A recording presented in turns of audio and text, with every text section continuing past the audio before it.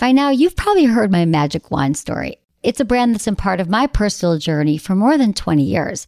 But no matter how many times I sing Magic Wand's praises, I'll never be able to fully capture the story of this incredible brand. Well, now journalist and author Kate Sloan just completed a limited audio series documenting the history and impact that Magic Wand has created over the last 56 years. It's called Making Magic. And the series chronicles Magic Wand's incredible brand story through interviews with nearly 40 experts, performers, business owners, educators, and fans. So I got a sneak preview of this series, and what I loved is that Kate weaves together snippets from all their interviews into this amazing story arc. She covers Magic Wand's journey from appliance store massager to its legendary influence on culture and sexual independence, and it's all just fascinating. The first episodes of Making Magic are available now at makingmagicseries.com or on all popular podcast platforms. Just search for Making Magic or visit makingmagicseries.com today. Thanks for listening to Sex with Emily. Happy New Year, everyone. I've been reflecting on the incredible guests I've hosted over the last year and wanted to share some of the highlights from these interviews that really stuck with me. In today's episode, I break down the truths and myths about lesbian sex with the writer Zara Barrie. Dr. Drew Pinsky joins me, and we talk about the differences between the way men and women think about pleasure. I talk to sex and relationship therapist Cyndi Darnell about intimacy and eroticism, and have a fascinating discussion with John Wineland about masculine and feminine energies and how they play out in the bedroom. All this and more. Thanks for listening. Into his eyes. They're the eyes of a man obsessed by sex. Eyes that mock our sacred institutions. Bedroom eyes, they call them in a bygone day. Hey, Emily, you got a boyfriend? Because my man E here, he just got his heart broken. He thinks you're kind of cute. A girl's got to have her standards. Oh, my. Do women know about shrinkage? Isn't it common knowledge? What do you mean, like laundry? It shrinks? Can we not talk about sex so much? Are you kidding me? Oh my God, it feels so good. Being bad feels pretty good. But you know, Emily's not the kind of girl you just play with. You're listening to Sex with Emily. We're talking about sex, relationships, and everything in between. For more information, go to sexwithemily.com and check out our website, all the great content we are updating every day for your sexual pleasure and happiness. And in case you missed it, take a listen to All Aboard the Booty Train. This was a fun episode from a few weeks ago that's a perfect complement to your sex resolutions this year. We talk about how to expand your sexual repertoire, and of course we give a crash course in booty play, which I know you like. You can find it anywhere you listen to podcasts. Oh, and speaking of resolutions, it's contest time. It's still going. Our Better Lover 2018 contest. So I want you to just take a moment and think about, where are you at with your love life, your sex life, your relationship right now, and where do you want to be in a year? So think about it, write it down, and send to me what changes you'd like to make this year. And if you do this, send me an email to feedback@sexwithemily with the title Better Lover 2018 to share your pledge with me for how you're going to be a better lover this year. Just make sure you get your entries in by Sunday, January 14th, and I'll pick 4 winners who are going to receive incredibly sexy prize packs. Because you still want some presents after the holidays, right? And you can always get more Sex with Emily on social all day long at Sex with Emily on Instagram, Facebook, Snapchat, and Twitter. Now, on to the interviews. If you want to hear all the full episodes, look at the links in the show notes, which can be found at sexwithemily.com. Enjoy the show. I'm joined by writer, talk show host, and all-around badass millennial and smarty hottie Zara Barrie. And I'm really excited for my guest here today. Hi, Zara. So excited to be here. This is so fun. This is so fun. And I'm honestly a huge fan of yours. And I have been for a long time, like way before I started writing about sexuality on the internet. How did you find it? I think through Dr. Drew. Oh, I'm a big Dr. Drew fan. Oh, you are? Yeah. Okay, yeah. I mean, I grew it. up with like the Love Line era. Right. I was a little young, but like I had older siblings. So yeah, I think I like discovered you through him maybe. And then I just think what you do is so amazing. Thank you. Like you're such a sex positive voice, and that's so needed. And like yeah. Well, that's why you're here, because you're kicking ass. I mean, I love Zara. We met actually in New York. Yes. At the expo in September. I right? think it was September. I don't remember. It Yeah, seems like, maybe. oh my God, Who this knows? year's been that was last year. Yeah. But who knows where the time has gone. And Zara, she's a New York-based writer, a talk show host, and I love all your writing. I mean, it's like she writes about sexuality, heartbreak, fashion, emotional discontent. It's like a roller coaster read yourself, like in a good way, like exhilarating and breakups and breakthroughs and breakdowns and just sex. It's all just so good. So I'm so glad you're here. You're going to share your insights on dating, mating, navigating sex as a millennial. I can't wait for you guys to hear what she has to say. Like, how are you doing? I'm good. You're in LA. Loving being in LA. And it's been actually really interesting because I lived here when I was like very young. I moved here when I was 17 and I lived here till I was 22. And it was just like kind of when I sort of came out as a lesbian. Right. And I was like going to all these crazy like lesbian, it was like a very I worked at Fred Siegel. Like it was just like I was very lost. I didn't know what I wanted to do with my life, but it was like this big coming of age time for me. And to come back now at 30 and kind of like now I'm a writer and I sort of have like more direction and focus in my life. LA is like a different experience. Right, exactly. I was like reading through all of your writing and social media. Yes. Oh my God. I'm like, wow. It was exhilarating, like it's a thrill. It's a thrill to read everything, like your heartbreaks and your sexcapades, like I said, and like breakthroughs. And so like, let's talk about a little bit like where you are today. Okay. So you say like you're a mascara lesbian. A mascara lesbian. Yeah. A mascara. Well, I say is that like mascara because my mother's English and for some reason that's like the only word I can't say mascara. Like I've tried. I'm from the Midwest, like I say the long A's. I would try because I get made fun of, but no. So I say mascara lesbian, but I guess it would be mascara lesbian. Right. Okay. Got it. Like lipstick lesbian. Like lipstick lesbian, but I never identified with lipstick lesbian because when I think of making out, I don't think of I love lipstick, but like if I'm feeling hypersexual, I wear like a nude lip because I want to make out. Otherwise it looks like a bloody scene, Right. So I love it. I identify with mascara. I love mascara. Right. We have great eyelashes. Oh, thank you. Looks amazing. So as you should. So you've had a whole bunch of different sexual experiences. Yes. With lots, yes. Okay. And so now you're in a committed relationship with a woman. Yes. And so what I think is interesting though is that you've gone through a lot, like when you were younger. Tell me about your like sexual, when you first discovered you were. You know what? I think I was talking about this with a friend last night. I first discovered that I was a lesbian when I was in the 7th grade and I got drunk with a bunch of my friends. Like we like stuck, it was like very like typical suburban dark story where like a bunch of like kids in the suburbs like raid the liquor like cabinet. And then we all ended up sort of like making out.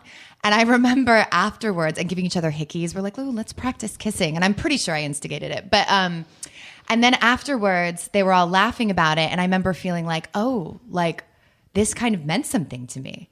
And I could tell it didn't mean anything to them. It was just like, like a friendly, how kids experiment with each other, whatever. But for me, it like haunted me and I couldn't stop thinking about it. And then I like started thinking about boys and I was like, I realized that there was a disconnect. Okay. And I knew what lesbians were. Right. I have liberal parents. I knew what they were, but I just also there wasn't lesbians in the media at that time. No. There was Ellen was kind of. That's like it. Right. That's it. And I love Ellen to death, but I don't necessarily identify with her. So I was like, I was very confused because I'm so feminine, Well, you are but that's the thing is that you're like, I feel like you're probably always getting hit on by men. Not as much anymore? Or explain that to me. Yeah.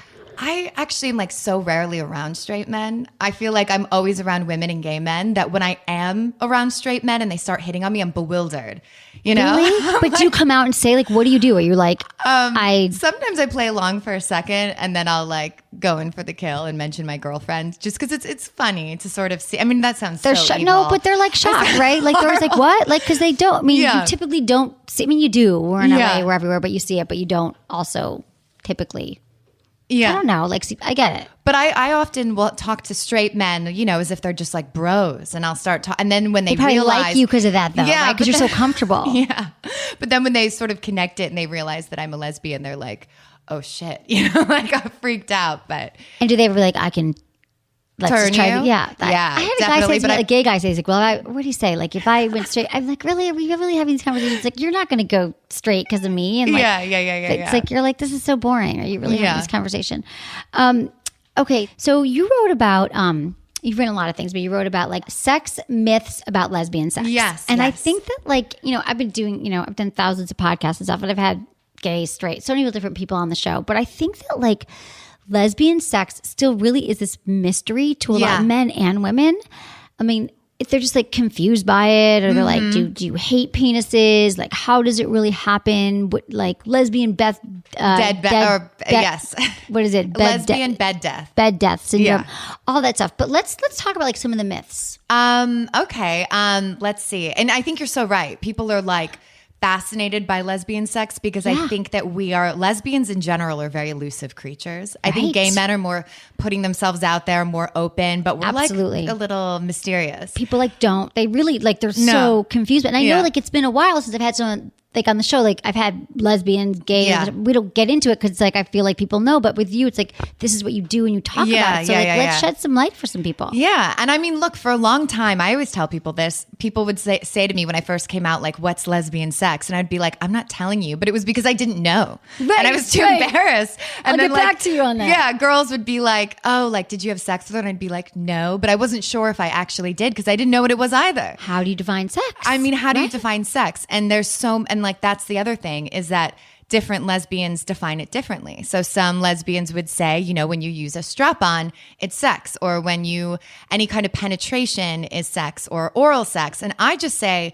anytime someone has an orgasm, to me, it's sex. And when I said that to my girlfriend, she was like, oh, well, my number just got cut in half. Like, she like went down in how many people she thought she had slept with because she didn't define it like that. Okay, because some people are like, oh, orgasm, it's not about the orgasm, it's about the connection. So people think it's just like there's no, so I guess people think there's no penis. Well, there aren't penises, but like dildos, or there's just, I don't know, oral, or I mean, what are some of the things I hear a lot are definitely scissoring. People are like, that doesn't happen. For some reason, straight people are really protective of me with these kind of things. And my old editor would be like, oh, come on, people don't scissor. Like, Zara, isn't that stupid? People think like lesbian scissor. And I'm like, oh, I scissor. Yeah, right. With your legs, like like your legs are coming together. Like, right. Yeah. I feel really good. I think it's complicated. Right. Yeah. But it's not. Like, not every night. Like, not every night, but like people do. And I think people are always like, oh, that's a porn thing. But I scissor. I'm Zara Barrie and I scissor.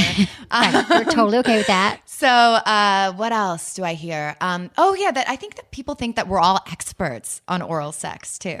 Well, I hope you are, because I was hoping to pick your brain. I mean, I'm an expert on oral sex. That's only just because I've had a lot of practice. But, it took me a while too. First time I went down there, like, just because I have the same parts doesn't mean I know what I'm doing. And women, every woman's body is so different. Right. And what she likes, I feel like with men and my experiences with men, it's pretty straightforward what they like. Yeah.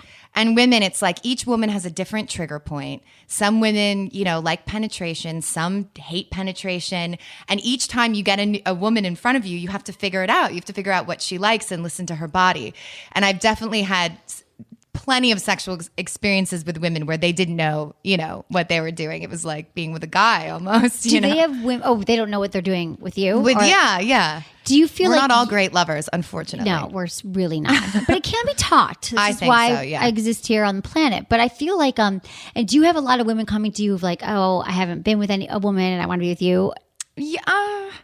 I get people more of like come to me for tips. Like I have a lot of like readers that are bi-curious and, I don't even know how to talk to a woman. And that's why I try and talk about this stuff so openly, because I remember being like that. Yeah, you started out there. So we get a lot of questions like that as well. So, and I know you've written about this extensively too, but what are some tips for women who are like, Jamie, who's in another room, who works for me, she was like just saying on the show last week that she's like, if it happened, like I might be interested. And I think there's a lot of women who just feel like more open about it, but they would not know where to start. So what would be some tips? I mean, I think that the best thing to do if you're bi-curious is to get on Tinder, honestly, and be upfront and just say that you are bi-curious or bisexual and that you're, looking to experiment, but you're inexperienced, because you don't want to, what lesbians hate is sort of being fooled. Like they don't want, like say they go on a date with you and then you realize, ooh, I'm not into this. I'm only into men. It doesn't feel good. Right. Just like we wouldn't like it if a guy came up, shut up and he was, whatever. Married, you don't want to misrepresented himself. Totally. You don't want to be anybody's experiment. But then there are plenty of women who are down to experiment with you. So just be open about it. Be honest. I mean, there are plenty of women who are actually, I know tons of lesbians who are turned on by being the teacher. I'm not. Right. I like someone who's more experienced than I am personally. I feel like I'm a leader in so many aspects of my life, like sexually, please. That's how I feel too. Do you feel like that? Yes, because I've gone out with guys lately. I'm just like, I know he could use my help so much, but like I help like millions of people do the podcast every week. Yeah. I don't want to teach this guy. Like I want him to imagine. learn. I just want to be like, listen to some episodes and then we'll like go out again. Yeah. I know what you mean. So you want someone who's, I get it. Yeah, who I can this learn is our from. job. Totally. Like I want like off time when I'm having sex. Me but too. But I do think it's true. Yeah, I'm trying to think about, and I've like experimented. I've dabbled, and I'm trying to think of what I think I just, maybe it was a little confusing at first, but you just, I mean, you just kind of like be honest. Yeah, and I then think once you get down there, Yeah, like, what did I do? I'm trying to remember. I was a little drunk. I mean, definitely with women, communication. You know, women like it. Like I think, in my experience, like women love when you ask them what they like, and just you don't have to pretend like you have it all figured out. Just be like, does this feel good? What do you like?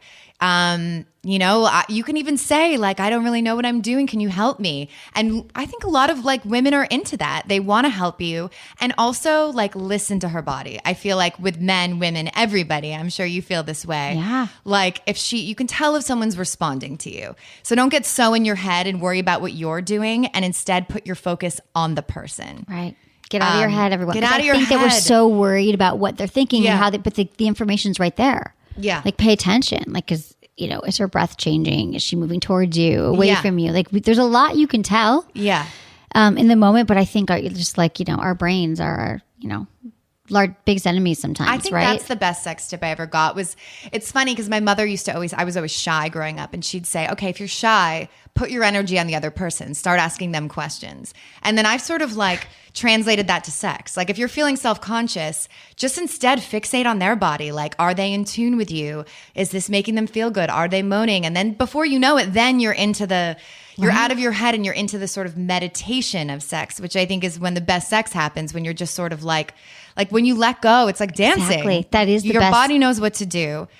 You know, Getting it's the into brain. It is the brain. The brain is I mean, I think like so many of the questions I can answer, it's like, I feel like I can't have an orgasm or I don't know what to do. And it's like, get out of your head, but you don't want to totally like get into trance. But there is a point where it starts to flow like dancing and you're not worrying. And it is true, just like in life, like, you know, you got to give to receive. It's a really good tip that like when you're worried, just keep like giving, asking. By giving, I mean like asking questions or saying like, what do you like? And I know there's a lot of women though, I think I hear they're like, oh, I don't know what I like gay, straight, whatever. Like, I don't know.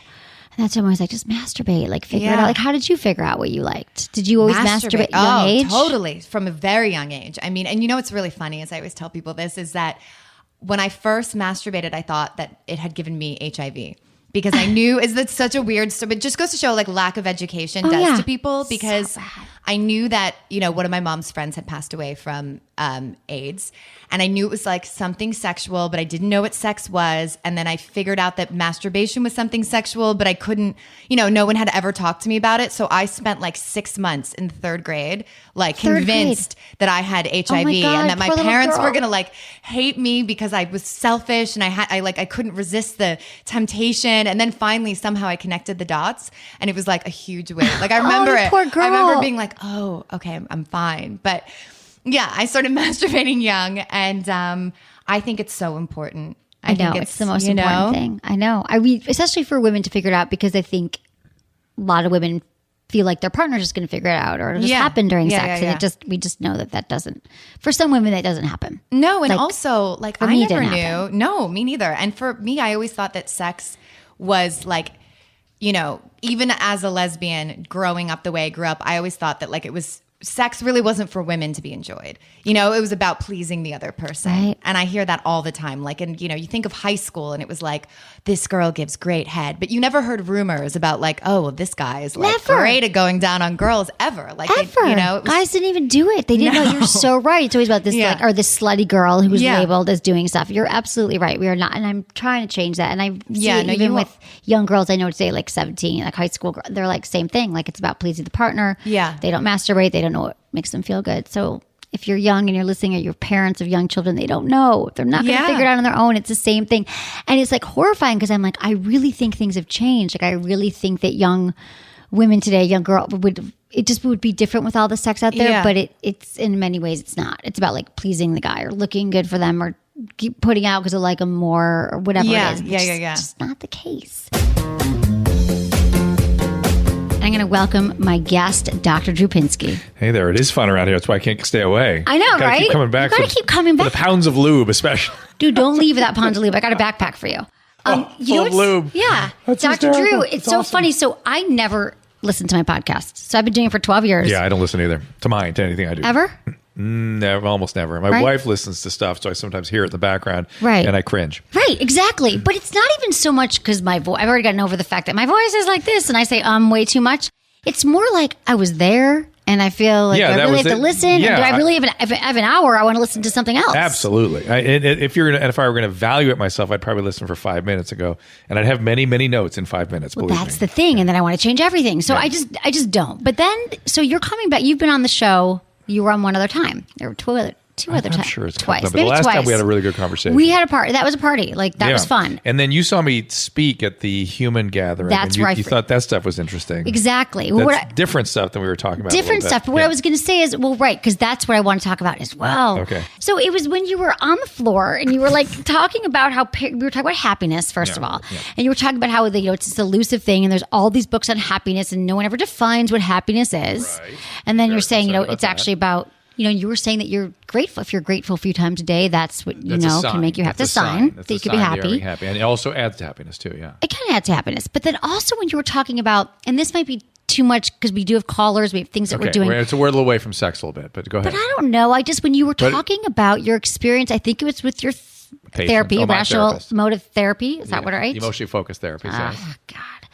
Emotionally focused therapy. And you were talking about how you had the patient and you heard Yeah, I hear these things and I feel these things. And Yeah. it happens to me all the time, yeah. and then but it's like that's the the- embodiment and it's the work. Right. And it's so a lot of what people are feeling. Right. They don't even know what they're feeling and how it manifests in your body and how you learn Right. to connect with people. And then you got on the floor and you were talking about how parents, you're like, if you're a parent, you have to mimic back They their asked me about emotion. it. And Somebody then you asked got about on your parenting. knees and Well, this woman was like, how am I going to be a great parent? I'm like, do this. Get down to your kid's level. And I was trying to show and be face to face, let your body attune. And when it does attune, guess what? Your heart rate will mirror the kid's heartbeat. Even your hippus, the pupillary movements in your iris will It was amazing. will actually mimic your kid. And then just stay open and reflect back on your face an appreciation of what the child's experiencing. And that little model is an exchange that we can use in everyday life. Right. The mirroring in our face, women do that almost automatically. They do it very They do, subtly. They right. do. You're doing a little bit of it right now, even with me. And I'm acutely aware of it because I had to really do a little bit pronounced as a male in order to set the boundary and to show that appreciation of what they're experiencing. And if you remember on Celebrity Rehab, the patients used to give me shit about it. They go, no, there he is with that sad face again. It's like no, I'm signaling. I'm signaling it's a different, I'm not catching your feeling, Right. but I am deeply appreciating your feeling. And I'm signaling you, I'm not telling you, because telling goes to a different part of the brain. Right. The signal goes to the deeper, right-sided, holistic, embedded part of the relationship. Is that something that you think as a physician you learned it or more through the therapy? Because I feel like you were talking about your therapeutic experience that allowed you to connect more with yourself and Correct. then I with was your talking about my patients and with therapeutic- everybody. I was talking about my therapeutic experience as a patient. I was talking about my therapeutic environment as a practitioner, and then I was talking about my disciple. What's the word for all the disciples? Disciple? Yeah, I was talking about all the people what were Jesus' followers called? Disciples. Disciples, yeah. There's but there's disciples out there that I am their St. Paul. Right. There's a guy named Peter Fonagy, whose stuff I'm describing now. There's a guy named Alan Shore. There's a guy named Stephen Porges. A guy named Dan Siegel. A guy named Bessel van der Kolk, who I forgot to mention at the event. No, but these guys, I'm telling you, these guys have worked this stuff out, and I listen and read their stuff like I'm reading the Bible. I'm just in awe of it. And so it's because deep applications. It's the next 100 years. I'm telling you, it's the beginning of the next 100 years of understanding the human experience. Right. And I think that a lot of what we talk about is we're always saying, in Love Line, you should see a therapist. You should go to therapy. You should do this. You should do that. And people, I don't know. It was another way of showing how much that experience people don't really get it. They're like, I go talk about myself and pay $300. And there's lots of bad therapists too. And there's So lots many of bad cognitive therapists. behavioral therapies which have evidentiary sort of practice associated with them. They work for short-term problems, but really I think I said this, we should have a different sort of term for this sort of finding meaning, fully evolving mental health That's where it's all stuff. right. But I think that a lot of it is about your thoughts. It is, but it's not mental health. It's like mental evolution or something. It's mental realization. Mindfulness? No, it's realization rather than health. self-realization again. We're back to But just that. as Needs a important, I new don't word. know. Okay, Needs a new word. let's. This is what I. But just all our this is a question. craziness comes out in relationships. Nowhere does relationships come out more than, and no craziness come out than in relationships. That's where we So- all need a little bit of therapy. Like I have a hard time, I think, too, with people who dating someone who hasn't, and I think we have a lot of callers today that we can help along that line. But what I want to talk to you about first is a little sex in the news. Oh. I want to talk to you about the dick click. The what? dick- When your ligament clicks. No, that's not the dick click. Oh. It's new. This was in the news today. You were When you- probably when doing you- when you 16 crack radio your shows. penis. No, dude, listen to this. So there are plenty of male contraceptives in development at the moment, but a new switch device has been revealed, which may be the strangest of the lot. A new device called the Dick Click works in the same way as a vasectomy, but it's like an alternative. Yeah. It operates via surgically inserted No, I'm valves. aware of this one. Do you know this? Yeah, and there's yeah. literally a click on your penis that they could be like, I want the sperm on, I want the sperm off. It's not Who's going going to remember to do it? It's not had been fully What if researched. you're It's really it's drunk or I know. something? And reversible vasectomies have been tried a million times, and they're sort of They don't work or they do work. Well, We were talking about they that don't- before. I'm like, do they work? they Do don't work not? reliably. And this is a company that really doesn't have the research yet to say they're going to be able No. to do Will you this. see the So- pictures of it? Have you seen the pictures of it? So this thing probably won't happen. Men won't want to take responsibility for this at all. But But it's a good idea. have you seen the? I just want to show you the switch, you guys. We'll put this on our website. But look at this. Yeah. It's like Yeah, they yeah, put yeah. the switch in their scrotum. Yeah. Literally, that doesn't work. Yeah, well, that kind Men of won't thing. take responsibility Well, for that no, anyway. when you look at the That looks painful.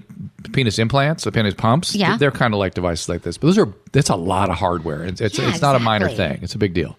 So yeah, I had read about that, and it Okay. started like, it's probably not going to happen. My bad. Okay, none of this could happen. The male pill won't happen because men were Male like, pill I will might get happen. cramps. No, male. Oh, I have a male- headache. Side No, effect. male pill will have something like that. Will have because it's not about they cannot do it hormonally in men.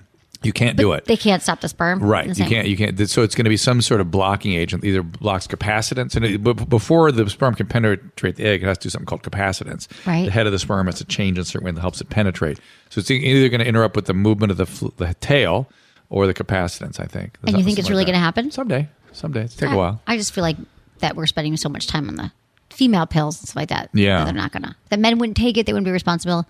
I don't know. Okay, that's another thing. Should we get to some calls, Drew? Is there Wait, I'm anything just else thinking- going on in your world? Oh, finally. everything. No. What? I was going to say, finally, they have finally, they're admitting, guess what? Oral contraceptives cause depression in female. Oh, my They're God. just saying that? They're just really sort of coming out with it in a big way.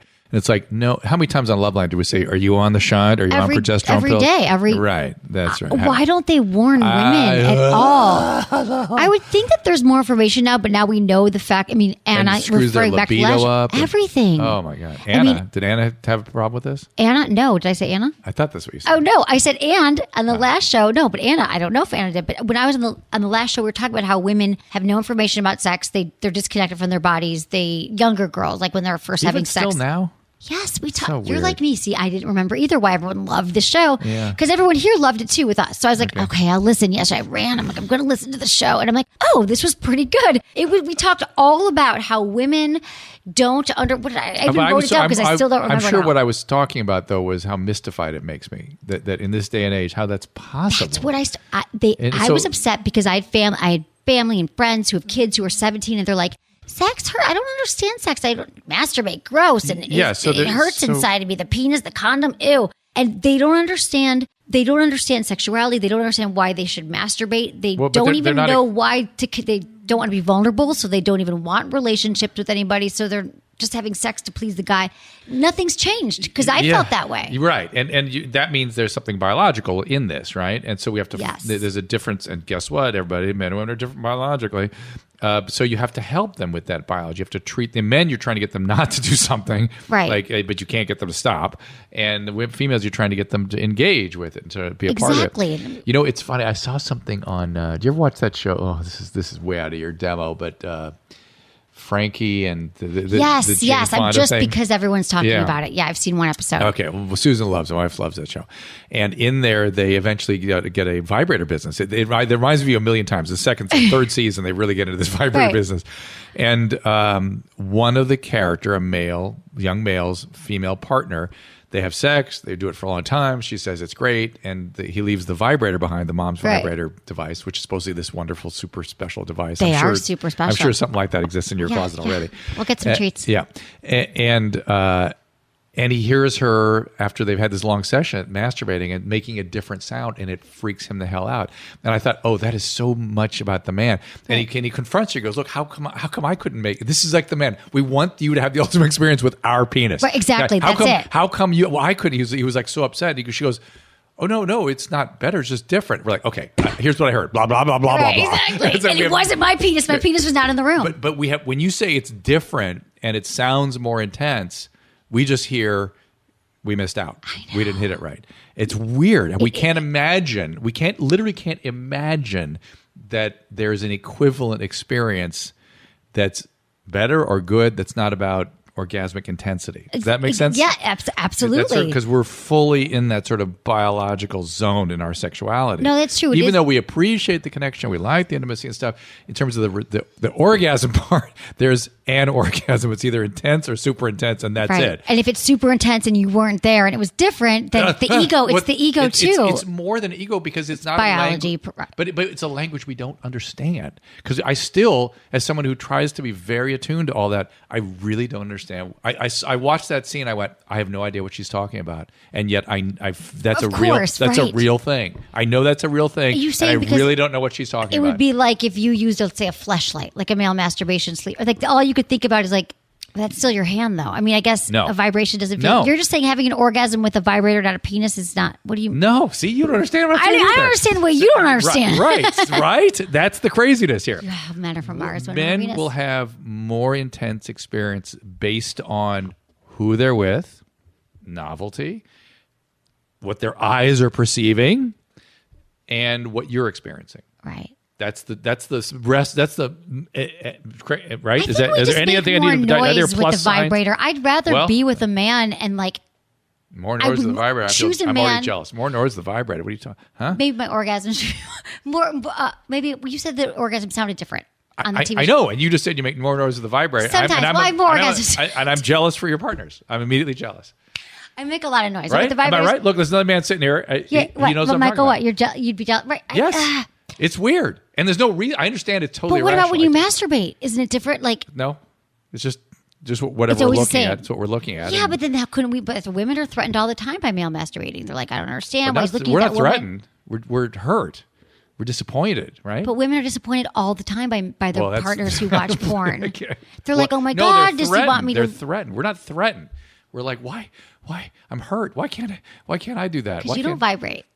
But you just can't. Let's bring you one can't in. vibrate. Let's do it. There's actually ones that can attach to your penis, your fingers. We could turn your penis into wrap something around it. But then you guys won't bring it all together like No, that. we would. Then you go, no. Until you left, and then we take it off and we leave that here. Let me take it off your penis before you walk out the door. I know it's all very confusing. God, okay, we're gonna take some calls. All right, let's do it. But this is a good time, right? I mean, Everyone- it's to me, we didn't talk about this at all, and it caught my attention yesterday. I was just saying we talked about women and sexuality and how confused they are. But no, I don't. But this is that difference that is a perceptual difference, and we're not teaching kids. Well, about but it's the perceptual Young. difference is so profound that we don't understand what each other are talking about. And here you and I are trying to and open to it, and we can't do it because it is such a different experience for men and women. I know. So people have to go easy on themselves, I think, too, because it's like relationships. It's going to be a challenge if you choose to be with a member of that. But that's just the sexuality part. I mean, then you layer in all of our histories and psychologies and interpersonal craziness. Then here we go. That's why I'm really happy living alone with my 16 vibrators. Truly, and dating. And then I have a choice to go home. Okay, we're going to... Anybody interesting? No, not yet. I have like 3 days. I hope they're listening. I hope not. They are listening. Here's the problem. So I'm dating guys. I'm meeting guys. If they weren't upset enough about knowing they couldn't give you the certain sound with their penis, now they're truly crushed. Well done, Emily. Well done. Different sounds. That was a little castrating all of us. I never do that. Women make different noises too. Like evolutionarily speaking, wasn't it when they were with a man, a different man? It was like their mating call, like the more sound. When their made noises louder, screams, it was because their partner was coming home and they were like, they were like, we're talking about like cavemen when they would. Pull. Yeah. So that's why, like, it's all about like mating calls. Yeah, it is. So I'm like mating call with my vibrator. No, I understand, but it's something that your actual mates are concerned about. They are listening, some of them, but because they find out what I do. I know. And then they listen, and then he's like, so you're going to bring his lube? He sent me like an emoji. He sent me an eggplant emoji as a joke today. I have a date tonight. And then he's like, I wish there was a lube emoji. I'm like, we've never met, and you're talking to me about lube, but you've been listening to my podcast. How inappropriate. How dare Should I he? cancel? What are you doing tonight? I'm always getting you to cancel dates. I don't know. I know. Okay, so Drew, drdrew.com, by the way. Is that still what we said, everyone? Please. Yes. I wouldn't please. have known that had I not listened to our yesterday's podcast. All our it's really podcasts. interesting to listen. Yeah. To listen about drdrew.com. You've a million podcasts, which just go there and fill it got up. This Life, got Weekly Infusion. We have Dr. Drew podcast. We have the Me and Adam podcast. So if you have anybody fans of Loveline out there, Adam and I are still together. There are. We're contemplating, Mike and I are contemplating doing one. They've been A podcast? Because a lot of people are Mike Catherwood, who was the other host. Yeah, a lot of people, but we have a lot of international listeners who might not know about Loveline. So you guys are going to do another podcast in your spare time. Yeah. You could just do it at the KBC or whatever, right? Yeah, we could. Yeah, good point. Okay, good. Should we give a shout out to our sponsors and we'll be right back? Thank you everyone for listening to this show and thank you for supporting our sponsors. We love them and we only talk about people and work with brands and sponsors that we actually use, try, believe in, and we hope you will too. We'll be right back.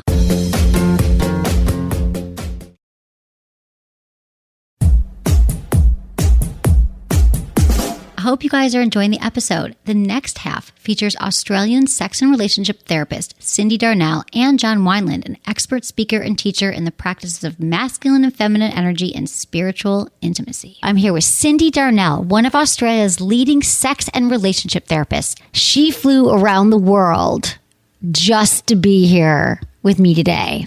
I know you were here for other reasons, but Cyndi Darnell is one of Australia's leading sex and relationship therapists. She is amazing. I've been hearing about her through my good friend Elle Chase, sex educator, who's also here in the room for years. And she just explained, she said she's like the Emily Morse in Australia.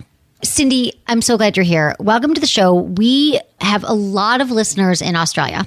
And you're just so impressive. Everything you've done. Thank you, darling. You're going impressive through your also. website, your blogs, and all your amazing stuff you've going on. It's super impressive, and I'm glad that you're here and that you made it into the studio. Thank you. I'm really glad to be here. I love being in the US. So tell me a little about yourself because you have an interesting niche, connecting with couples and singles and working with people in relationships. So can you tell me a little bit about how you I wanted to sign up on your website. Oh, good. I was like, wow, you really could help people with anything. You know, I really can. You actually see patients, clients. I see clients. Clients yeah. one-on-one, couples. 2-on-1. Yep. So tell me a little bit about how you work. So I call myself a sex and relationship therapist. That's the most accurate description, I guess, for what I do. And what that means is I work in a therapeutic context. So I'm a qualified psychotherapist, but I specialized in sex and relationships because it's something that I think a lot of people still really struggle with, particularly in Australia, around the world as well, because it is such a taboo. And a lot of relationship therapists tend to not want to do, or they've not been trained in managing sex stuff, because I think the narrative that is so common is that sex and relationships are the same thing, and that if you're a relationship therapist, then you must also be a sex therapist. And they're actually really quite different fields. They're complementary, but they're not exactly the same, like coffee and milk. You know, they go great together, but you don't need to have them together. You can have them separately. So my interest in sexuality and relationships has been, I think it really started in sexuality about 20-something years ago. I had the pleasure of meeting Annie Sprinkle and Barbara Carrellas when I was very, very young. And Barbara Carrellas and I in particular formed a very strong friendship back then. And so she's been a mentor to me for many, many years. And so much of the work that I do has been influenced by her ideas and values. And even though she's not a therapist, she's very much someone that I credit with kickstarting my career in Australia 20 years ago in this field.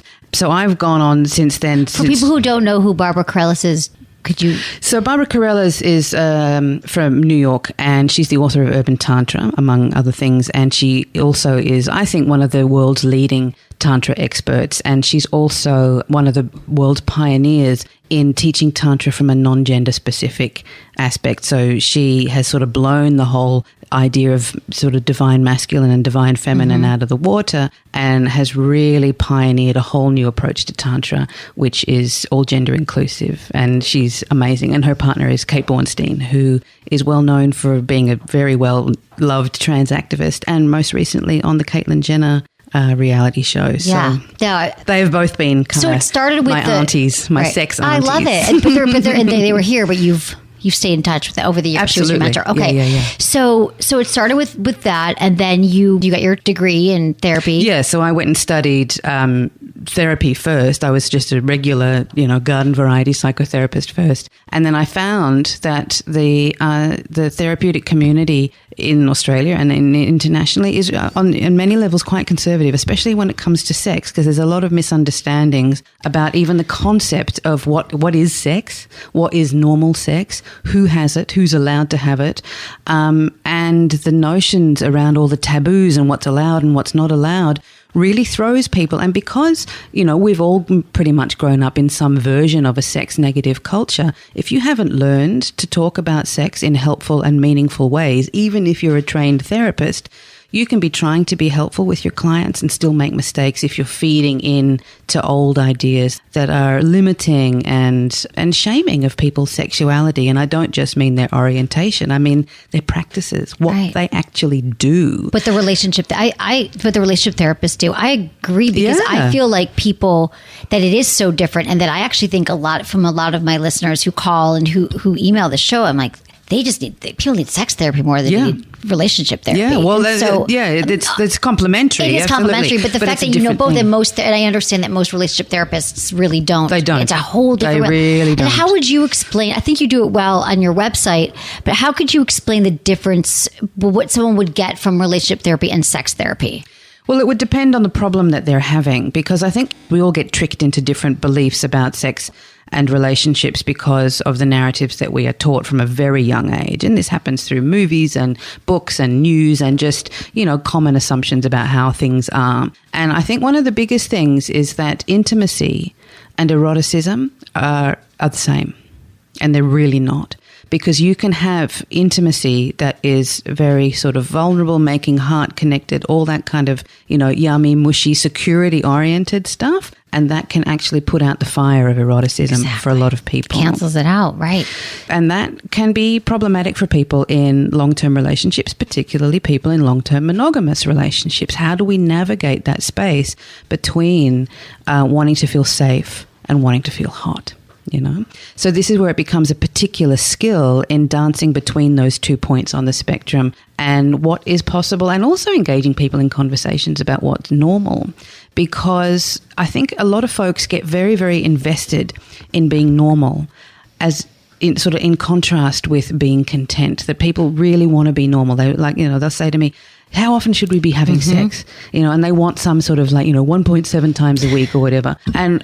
And instead, I'll say to them, first of all, what kind of sex are you talking about? And then it's like, why do you want to be normal? Why do you care what other people are doing? What is it? What matters to you? And people spend so much energy on trying to be normal and very little energy on trying to be content or trying to be happy. It's so true. And it takes them away. It distracts them from where they could actually find the contentment that they're looking for. Absolutely. I mean, there's so many things in what you just said. I'm like, I want to talk about all of them, because I do feel like, well, first of all, we get, hundreds of emails here a day, questions, and I feel like everybody just at the end of the day, am I normal? Is it okay? Just tell me I'm okay. Tell me okay. It's the number one question, right? Is it normal? And it's like, how does it feel to you? Obviously, if it's harmful to your life, if it's something's, if you're, for example, with porn, if you're watching too much porn and it's a problem if you can't go to work and you can no longer have an erection, then we could talk about it. But most things people are worried about they're fine. It's okay to express your sexuality and giving people permission to find out what is hot for them and what works for them. Yeah. So I think that's such a great, interesting way to describe it like that. Why does everyone really care? And I was like, you're fine, don't trip on it. But also when you're talking about working with couples, so one of the top questions we get asked, and probably think that you deal with, is libidos, mismatched libidos in couples because of what happens in that long-term relationship where intimacy does kind of, stamp out desire and they all cancel it. We get close and comfortable, we become one, but yet we don't want to have sex with our partners. And people always say, and then they go to a relationship therapist only. And I'm like, well, you just keep talking about the same issues over and over again and you're never going to get down into what's really going on. So I'm guessing with sex therapy, you kind of help them untangle that, probably remove resentments that have built up over time. But then also in dealing with, it's interesting, intimacy versus eroticism. So if they come to you and they're like, well, I don't even know what you mean, but like, do you help them identify what's erotic to them and share fantasies and stuff like that? Absolutely. Well, yes. And I don't necessarily think that sharing fantasies is always the helpful thing Not to do. all fantasies. Yeah. So sometimes it's helpful, sometimes it's not. But helping people work out what it is that turns them on. That's in what contrast, I meant by fantasy. Yeah. But In contrast with what it is they want to have in a relationship, because what we lust after sometimes can be very different to what we want in a partner, in a life partner. And that is, I think, a relatively common quandary for folks. And it's something that we are not equipped to manage because our sex and relationships education at school doesn't navigate that ambiguity, you know. And for a lot of people, what's hot is the ambiguity, is that area of, oh, I don't know about this. And that for a lot of people is sexy. Do you want to open a bank account with someone that makes you feel a bit unsafe? Not necessarily. But it can be a real turn on to go, oh, you know, what is it about this person that's so intoxicating, but we're not going to get a mortgage together? Exactly. So how do you keep them? So what is it with, I know it's not just one answer, but how do you help couples fan those flames again and feel like get that ambiguity back when they're like, we've been living together and we own a house and have 6 children? Yeah. Look, it's not easy.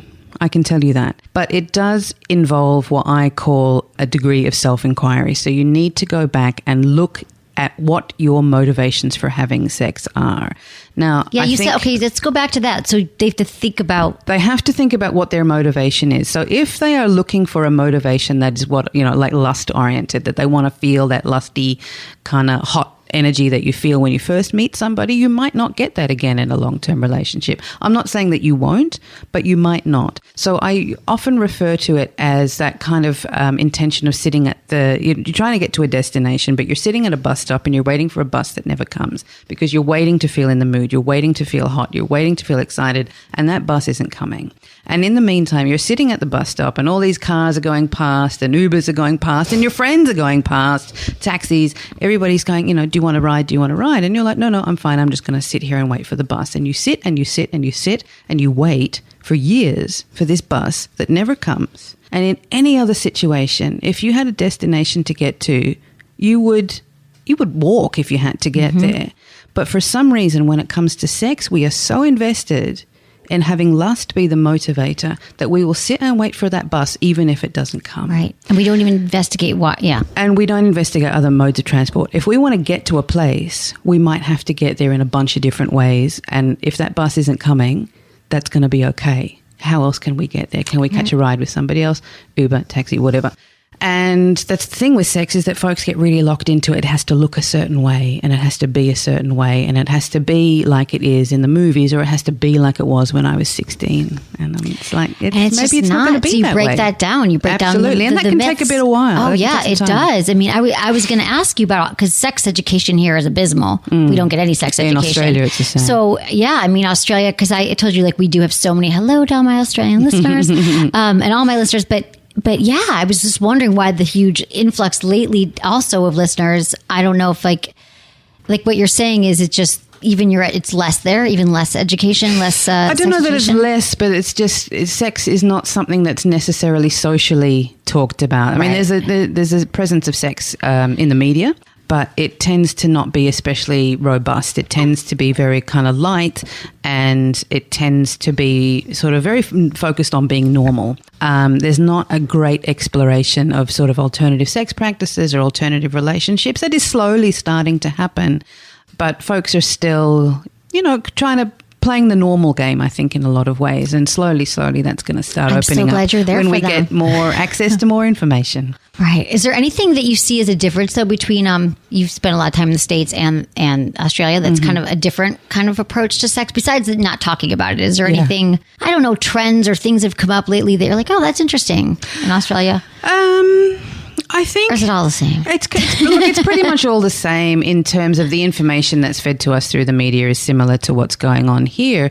But in terms of like when I teach classes in Australia and when I teach classes in the US, I'm often amazed at how much more open Americans are with their personal information in public spaces. Right? Australians would never, ever Oh my God, ask we are those kinds of questions in public. They would come up one at a time, and I'll be at an event for an hour and a half afterwards answering questions one by one that would happen in a public forum in the US. We're like, I was having anal last night with my girlfriend. Like Australians would never do that. Right, no way. Right. Yeah, I guess that's it. But really, it's just sex. It's just this big enigma with sex that I agree with what you're saying, that we all think we will work on every other part of our life. Yeah. Well, anything we want to be good at, or we want to strive, we want to achieve goals, like we'll work really hard at our career, on our health. Like if we want to run a marathon, we'll train for that, our spirituality. But sex is like this mystical thing that we believe should just be amazing and perfect all the time because it was really good during that glorious honeymoon phase of the first few months. And it's magic. People think of sex as being this magical thing, and when it's gone, it's poof. Yeah.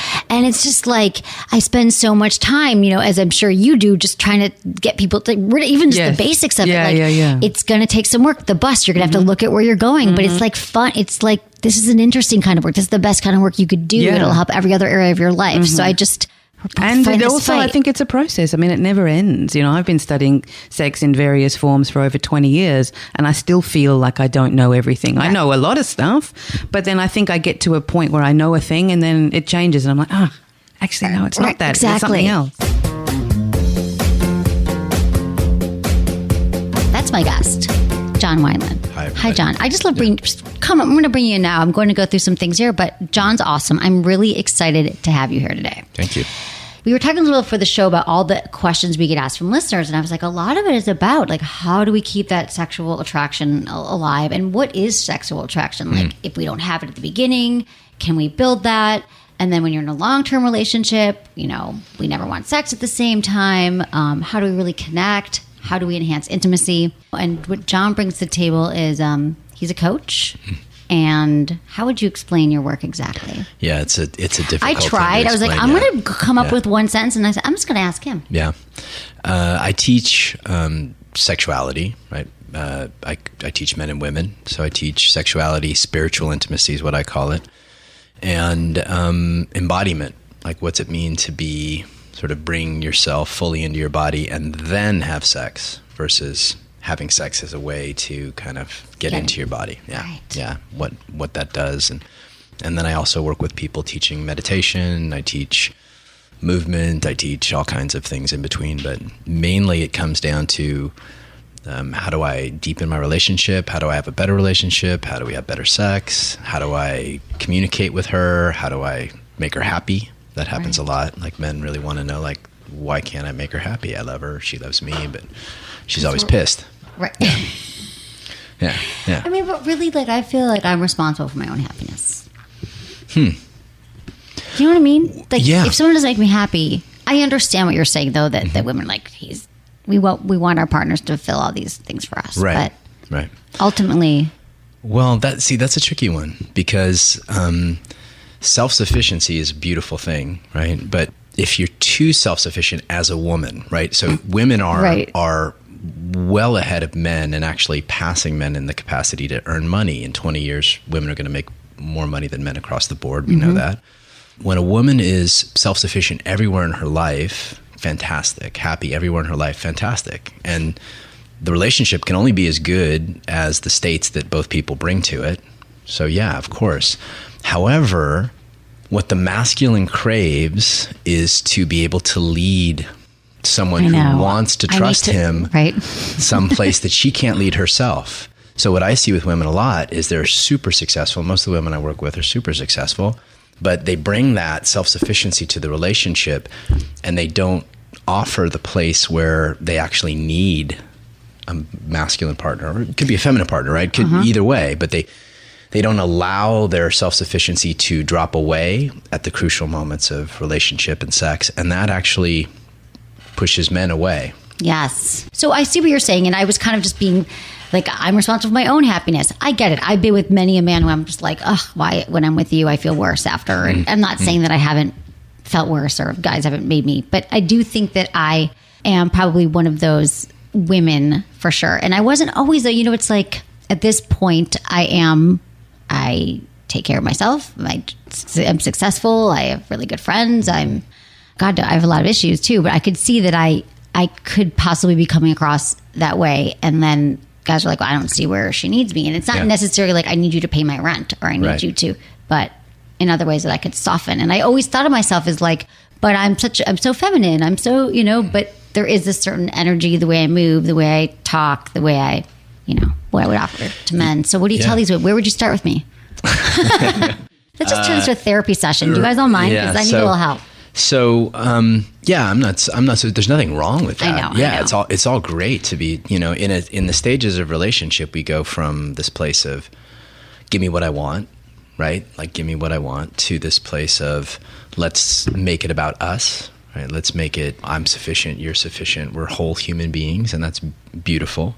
But what happens, what gets created in that place where both people are self-sufficient and they're kind of living their own lives, but they don't work on what we call sexual polarity, meaning the celebration of their opposites, then they become like magnets that rub against each other, right? And if you take a magnet that rubs against another magnet and they were attracted, but they're just constantly, it'll take away the attraction. Exactly. So normally what happens is that the attraction starts to diminish because the masculine partner, we're talking about women specifically, the masculine partner wants to be, okay, so we'll dive right in. Yeah, let's The dive masculine right in. partner Let's wants do to it. penetrate. Uh-huh. Like the masculine in me, the masculine in you, like the masculine wants to penetrate. We want Right. to penetrate the world. We want to penetrate energy. Right. We want to penetrate. Right. And if there's not an invitation to penetrate some part of you, like not your business, not your, not Right. stuff that you're handling just fine, but the depth of your heart, right? Oh, penetrate my heart. Yeah, penetrate You mean, your like, heart. be open. Yeah. Oh, and like vulnerable? Yeah, of course. Yeah, Ugh, yeah. so annoying. Right. That again? Okay. So when you're self-sufficient and you're holding that back, then we're like, well, what the fuck am I doing here? Like, Right. where's we actually get nourished by your opening, surrender, that kind of thing. So we'll talk about embodiment in a minute because I want to go back to the masculine and feminine. So when I was thinking about this show, I was like, I could talk to you for 6 hours. So masculine and feminine energy, though, I think that we all sort of understand that we all have a masculine and feminine within us. And Right. sometimes for example, we were saying I might lead with the masculine and how do I play with my feminine? Is this something that we could kind of explain, go to a little bit more, finish this, and then kind of move into something else? It's really good to define these terms. Yeah, right? let's 'Cause, define them. Yeah, you're right. Everybody has a masculine and feminine. Mm-hmm. But at our core, we have one or the other. So those listeners, man or woman, right, who prefer to be penetrated, like prefer to be pinned with by somebody that they trust, ravished. Right? Ravished. So, like we're talking sexually penetrated sexually, now. yeah. Okay. So your now sexual we're back essence. to talk about sexual, not my heart. Yeah. Well, it's both. I mean, there's no Right, disconnection, right? true. There's no Okay. disconnection. Penetrate me all over, Yeah. baby. So, Right. the great masculine gift is that I'm going to ravish your heart through your body. Like that's the masculine gift to the feminine. But That's hot. But for a feminine being, she prefers to be penetrated. She prefers to be ravished, right? Well, the masculine being prefers to do the ravishing, right? Prefers someone to surrender to his leadership or his heart or his consciousness. And so that's how you can tell what your essence is, right? What you prefer sexually. Now, a lot of people these days want to go back and forth, and that's awesome. Right. But if they don't nourish their essence and they don't live in their essence, then there's this sense of dissatisfaction. There's this sense of not feeling like they're really could be who they are. And they don't attract the opposite. So what I see with a lot of women is that their essence is totally feminine and they want somebody that they trust to lead them relationally, sexually, that kind of thing. Take me someplace I can't take myself. Right. Right. That's Please. the value. Yeah, Right. please. Like this is what I hear from women all the time. Take it. Take me someplace I can't take myself emotionally, sexually, lead me that way. Right. And but to do that, they've got to be a magnet for somebody that wants that.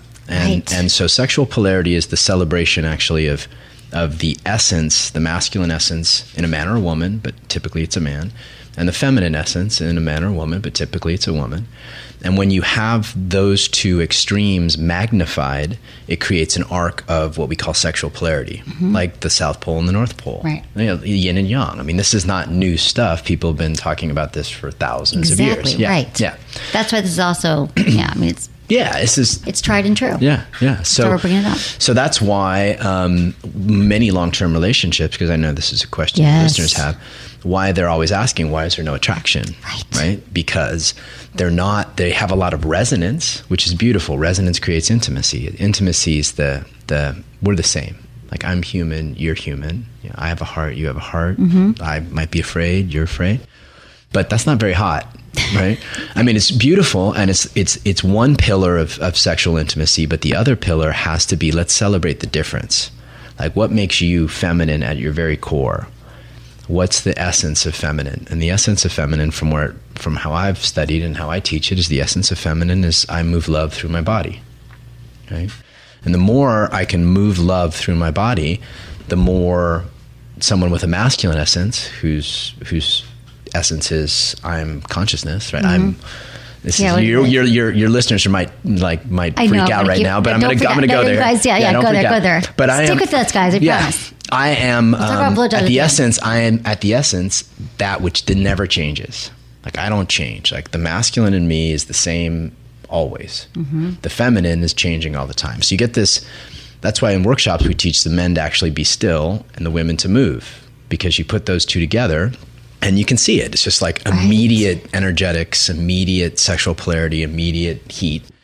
And most couples don't practice this. They're doing the same thing at the same time again and again and again. Right. And they don't actually practice sexual polarity, which is like any skill, playing piano, doing yoga, anything. You have to practice it. I always say this. It's like sex is a skill. I think we all assume for some reason that sex, we should automatically have all the answers, know how to be really good at sex, whatever that means for you. And it shouldn't be work.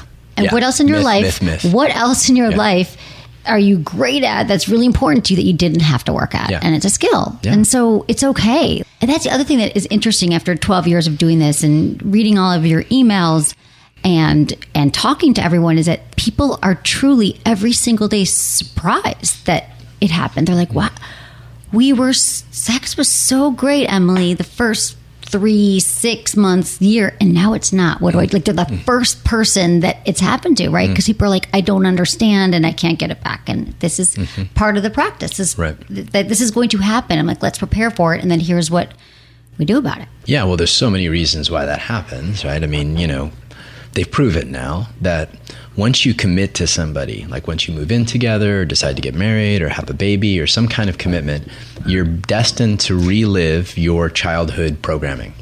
Like, it's now proven. So we're going to attract people that do the same shit that our family did. Exactly. We're going to, if we don't attract them, we're going to take the person who comes and we're going to actually make them do that. Right. Yeah, self-fulfilling prophecy. We're going to make them do that. Imago therapy is a beautiful approach to this, and they've explained all this. So we're going to do that. Imago therapy. Okay. Yeah. IMAGO. Yeah. Right.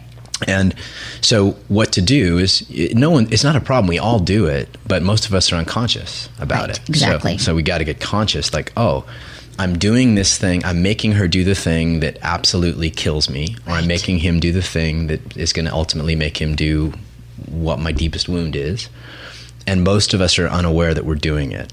Once we're aware we're doing it, then we can make art with it. We can play with it. We can fuck from there. Right. We can do all kinds of cool things. But if we're unaware, then we're just going to unconsciously recreate it. Thank you for listening. And thanks to my amazing team, Ken, Jamie, our interns, Shannon and Jenny, producer Lark and Michael. And thank you everyone so much for subscribing to the show, supporting it, reviewing us on iTunes. We appreciate it. Was it good for you? Email me, feedback@sexwithemily.com.